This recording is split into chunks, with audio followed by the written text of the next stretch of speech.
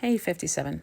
So one of the things that's going to happen during a server versus server fight is that we are going to have a much slower march speed through the mud.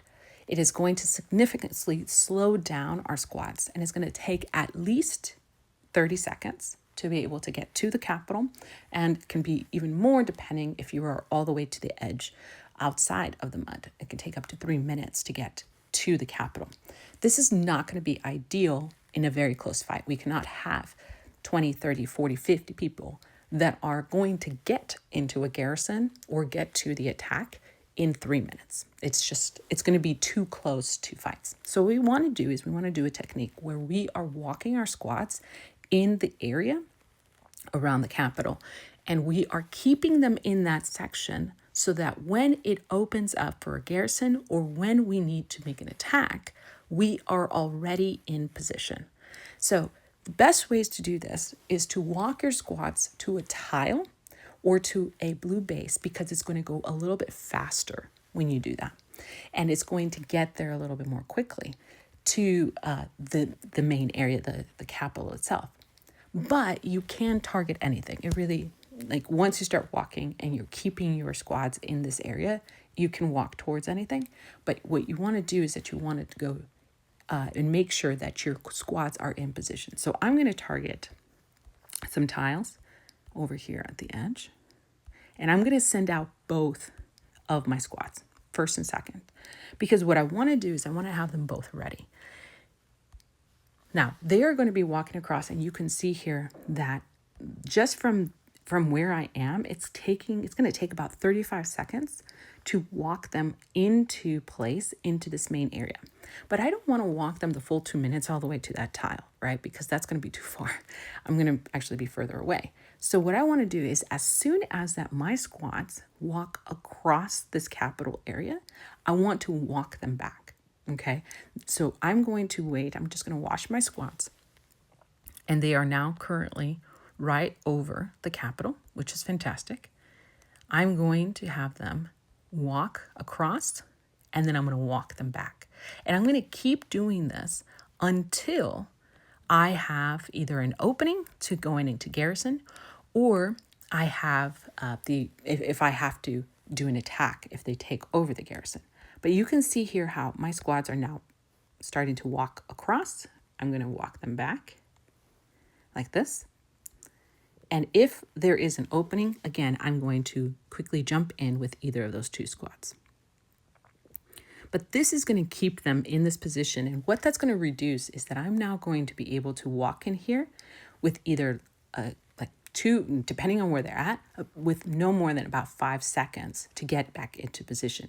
And this is going to make sure that I don't delay on my reaction to either the attack or the garrison to hold the capital. You can see that they once again were walking across, so I'm going to walk them this way. Here they go. And I'm going to be in position. So this is what we want to make sure that we do.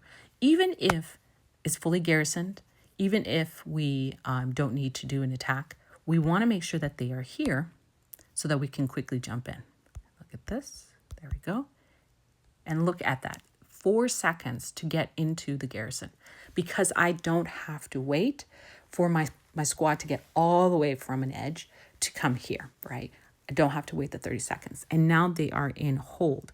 Now, what I don't want to do is I don't want to keep one squad there and then just let my squad kind of like wander over, because I do want to make sure that if the other squad were to get kicked out, right? We have an attack and my squad is kicked out. I want to make sure that the second squad is ready to jump in. So let's say that I'm coming in, I'm waiting for how it's going, and then suddenly there is an attack and my squad gets kicked out.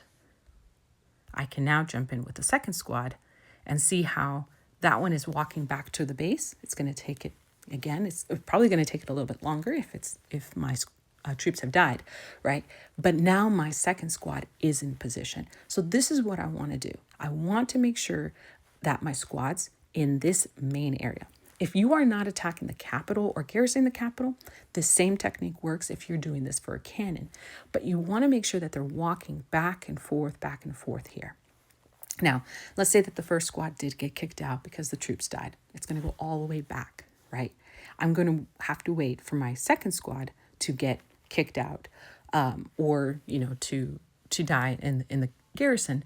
But what I'm going to do is I'm not going to wait with my squad all the way over here, because again, this would be inefficient. So what I'm going to do is that once my squad has been healed up, I'm going to send it right back, right back into this area, and it's going to wait until the squad that is currently in garrison is out and is going to be moved in.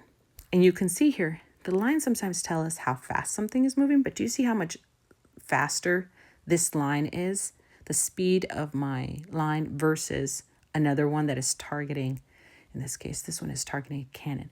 So targeting the cannons or targeting the capital, that is not going to move as fast as targeting a tile or targeting a blue base. Okay? All right. So hopefully this technique makes sense here. We're going to be walking our squads back and forth in this main area.